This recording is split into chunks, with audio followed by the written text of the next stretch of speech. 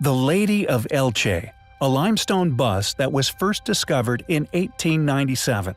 It was found at an archaeological site on a private estate, 2 kilometers south of Elche within Spain.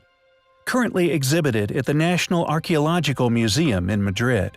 The artistic influences involved in creating her are a heavily debated topic. This undoubtedly due to her unusual appearance and the fact that no one seems to be able to pinpoint her origins. According to the Encyclopedia of Religion, the Lady of Elche is believed to have a direct association with Tanit, the goddess of Carthage, who was once worshipped by the Punic Iberians. Though at best this could be perceived as a guess based on vague similarity. Clearly, the most striking and intriguing detail surrounding the Lady of Elche is her mysterious and possibly advanced technological appendages. Positioned around her head and flowing down the bust, the original function for these strange decorations is unknown. The current academically accepted view is that the originally polychromed bust is thought to have represented a woman wearing a complex headdress, while some scholars suggest that the sculpture is Iberian and associated with Tanit, the goddess of Carthage. Others have proposed the work reflects a long-lost Atlantean goddess. The unusual features of the sculpture, such as the quietly kept detail that she had an elongated head, has led many independent researchers to suspect the spools were not part of a unique headdress, but was a type of lost technology, reflecting the highly advanced nature of the lost and forgotten Atlantean civilization. Art historian John F. Moffat, along with most of academia, agree that the shape of the lady's eyes, nose, and other features were too delicate to have been carved in pre-Christian Spain. Therefore, predictably, instead of suspecting that an unknown, highly advanced civilization could have possibly created it, many academics have simply concluded it to be an elaborate hoax, regardless of the compelling evidence upon the statue which displays its true antiquity, and also of the fact that in 1997, the mayor of Elche fought to have the bust of the Lady of Elche returned from the National Archaeological Museum of Spain in Madrid to the city of Elche, to be on display during celebrations of the city's 2000th year. It was to be a special exhibit, but the petition to have the bust returned was denied. The director of Elche's Archaeological Museum, Rafael Ramos, argued that it was preposterous to say that the statue could not survive the journey, noting that more delicate pieces are transported around the world regularly. Do these sound like the actions of a group of people who suspect the artifact to be a fake? Or does it sound more like the actions of a group of conspiring individuals with an aim of retaining a valuable, yet largely unknown relic? Is the statue of the Lady of Elche a long-lost Atlantean bust? Or maybe a leader of a group of beings whom once visited Earth? Questions surrounding the Lady of Elche largely remain unanswered. How did she end up in a farmer's field in Spain? The disputes and specialist theories surrounding the Lady of Elche clearly illustrate the secret importance of the bust. Just who was the Lady of Elche? An ancient queen? Perhaps an ancient alien? When a piece is clearly treasured by the same group who contest it as a fake, we always find such objects highly compelling.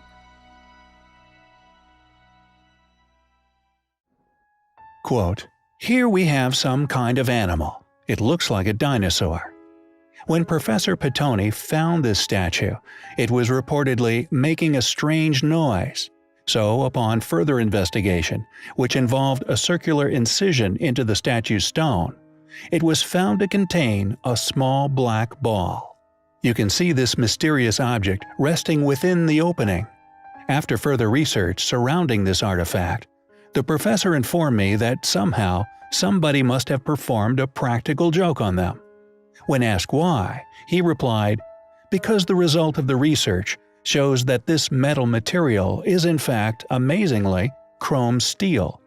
However, as far as modern man is aware, chrome steel was only discovered for the first time during the beginning of the 20th century within Austria.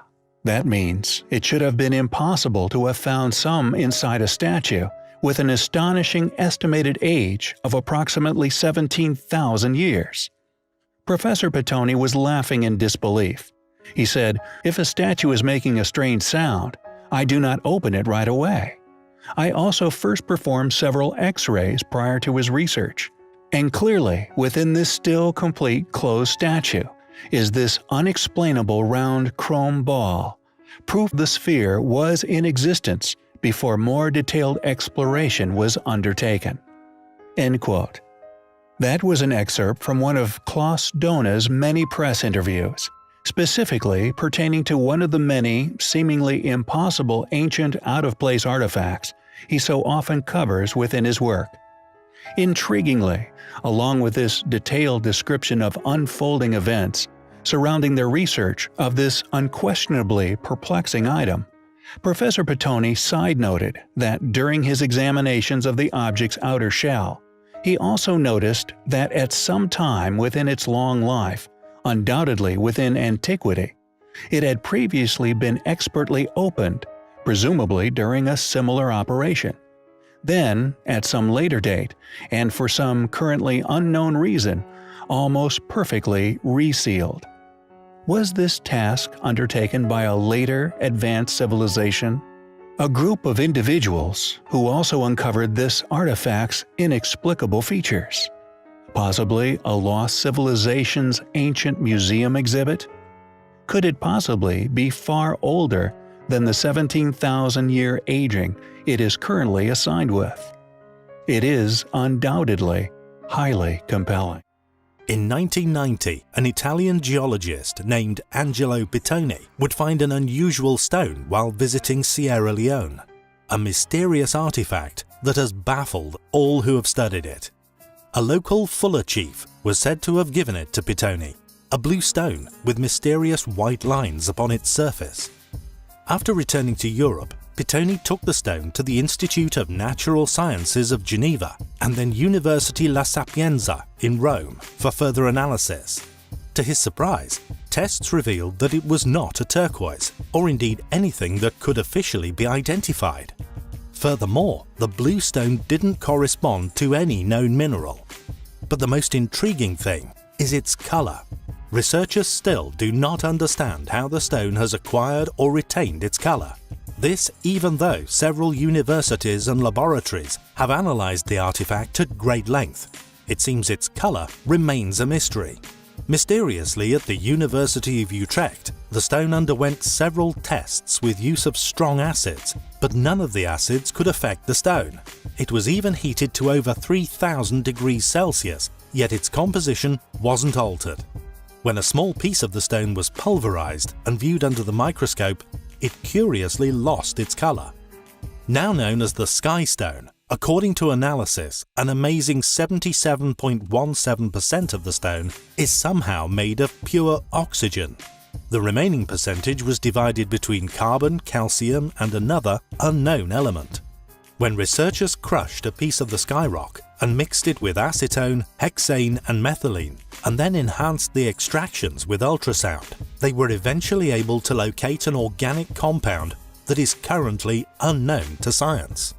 Dated at 55,000 years old, just what is the Sky Stone?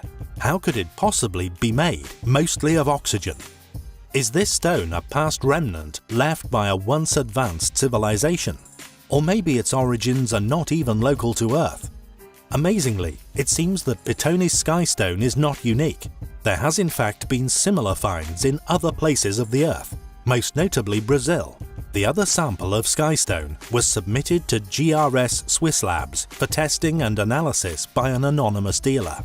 Intrigued, American artist and designer Jared Collins tried to buy the small cutaway piece from the dealer so he could study it further, but the dealer refused to sell it.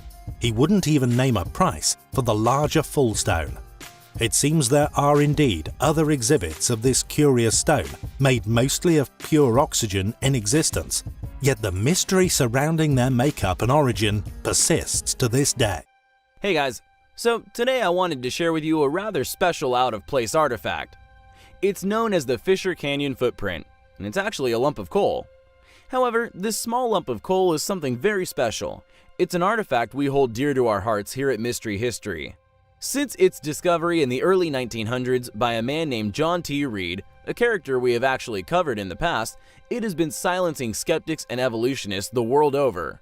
John T. Reed was the man responsible for confirming native Indian legends of a race of red-headed giants that once terrorized the American continent some 13,000 years ago.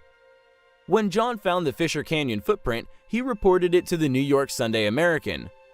The coal layer in which the fossil was found was dated at over 15 million years ago. Microscopic photography that was carried out by the Rockefeller Institute, presumably attempting to discredit the find, actually confirmed that it was indeed a heel print of a hand-stitched shoe, and that the fossil seemed to show the presence of 2 rows of stitches along the edge of the sole, with twists of thread clearly visible in the photography. The right side of the shoe also appeared more worn than the left, indicating that it was worn on the right foot. Crystals of mercury sulfide, collected during the analysis, only confirmed the fossilized shoe print's enormous age.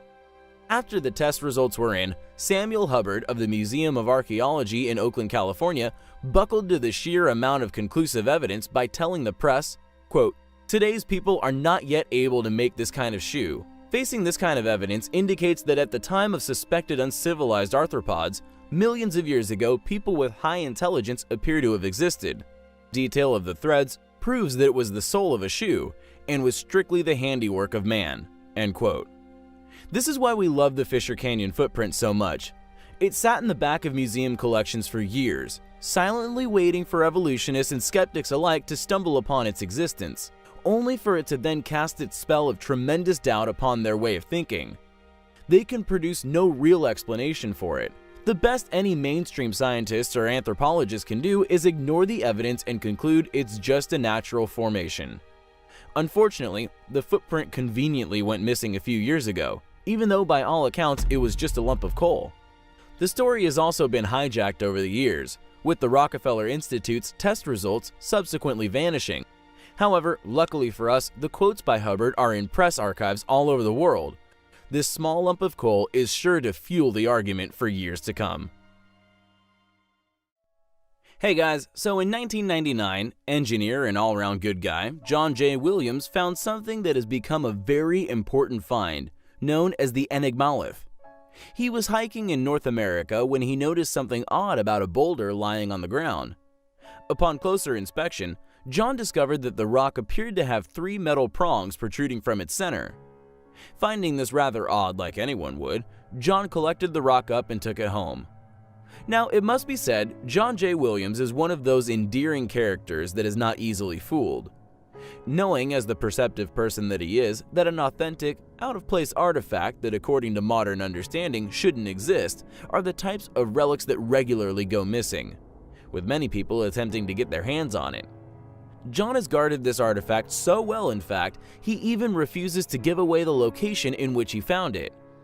Thanks to John's protective nature, the Enigmalith, also known as the Petrodox, is still in the public arena.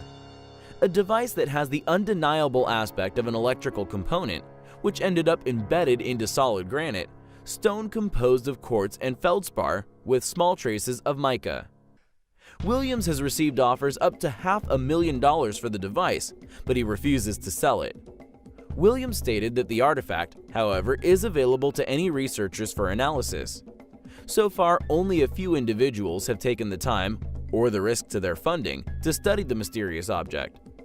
According to these studies, the Petrodox is not an accretion, concretion, pumice, or a fossil.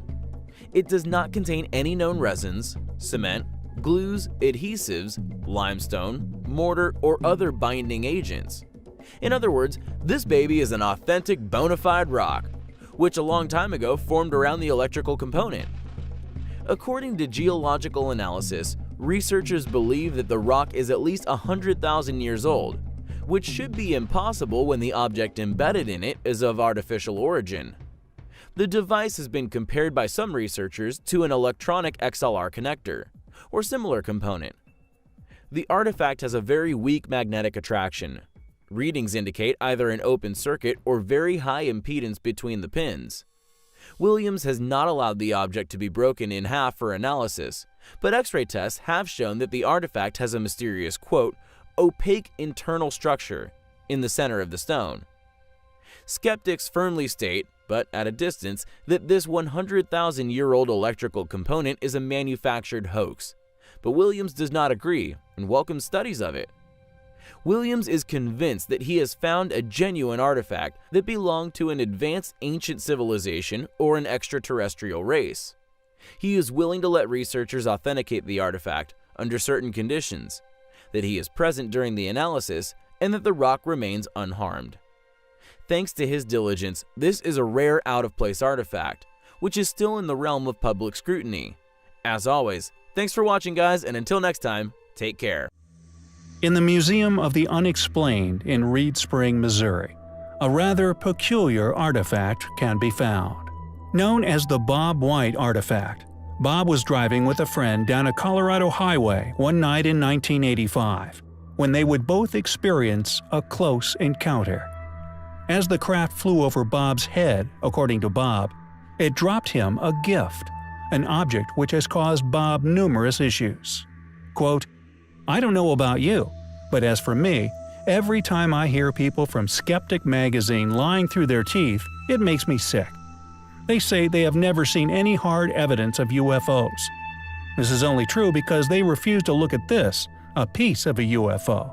So the next time you see the Skeptic magazine people on Larry King or some other TV program saying there is no physical evidence, you will know they are lying. I have challenged them to debate me, but they are afraid. So, Skeptic magazine, you have been exposed for the fraud that you are." That was a statement made by Bob White in the late 90s. He further claimed that in 1996, he was flown to the classified Los Alamos National Laboratory for a detailed analysis of his evidence. White was told by senior staff that the object he recovered was indeed of extraterrestrial origin, also confessing to have successfully collected another object similar to his before. Although the officials fervently denied these claims, in 2000, Bob managed to acquire U.S. Army documents dating from the 1940s titled UFOs in Denmark. In it were multiple images of an object nearly identical to the one he had. When Dr. Rudolph Olson of Carolina examined the artifact, he concluded, quote, "To describe the Bob White object in the simplest possible way, I think you can say it is an agglomeration of rapidly cooled droplets or particles of an aluminum-silicon alloy. With such an unusual structure, I can only speculate on how it was formed. It turns out that this artifact was free-formed, or more precisely, it was somehow cast in a zero-G environment without the use of a mold. It has been to over 15 labs and universities over the past 21 years, including Los Alamos, Saline, New Mexico, etc. If the artifact had been on a machine or a grinder of some sort, there would inevitably have been forensic evidence left upon the artifact. All we know is that it was in a molten state when ejected into a vacuum under extreme pressure within extremely cold conditions. Although Bob White's artifact rarely gains any attention anymore, it is clearly a most compelling piece of evidence in support of the possibility of alien visitation. In a small place, once known as Mineral County, in West Virginia rests a very special rock. Known as Waffle Rock, it is a huge piece of something very ancient, lodged in the ground where it must have been struck many thousands of years earlier. No longer visible to the public due to it being several meters below the water level of a dam built in the area, which forced the residents of Mineral County away forever. After a petition by many of the locals, 2 pieces of Waffle Rock were thankfully preserved for future study. One stayed relatively local to the area, while the other is preserved within the Smithsonian Institute. Dr. Jack B. Epstein of the U.S. Geological Survey said, quote, "4 sets of joints are apparent in the Waffle Rock. Just what could have made Waffle Rock clearly remains a mystery, and any hypothesis that links it to possibly having been part of a larger artificial craft quickly shouted down as absurd. The truth is, no one really knows what Waffle Rock is, but such hostility directed towards any extraterrestrial possibilities is something we always find interesting. Waffle Rock appears to have a metallic gritting which runs through some of its form. Interestingly, a case we cover in another video regarding another less mentioned find of a very similar, strange suspected rock formation was found nearby, Were these fragments once pieces of an ancient spacecraft? We find it highly suspicious that the powers that be chose to submerge such a curious thing, subsequently hiding it from the world. If you enjoy our content, if you think our battle worthy, please help us to continue our voyage of discovery in unraveling the mysteries of history. Links to donate can be found within the description. Without you, we cannot survive. Thank you.